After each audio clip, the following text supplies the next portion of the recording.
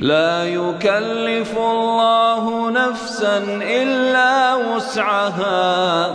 لها ما كسبت وعليها ما اكتسبت. ربنا لا تؤاخذنا إن نسينا أو أخطأنا،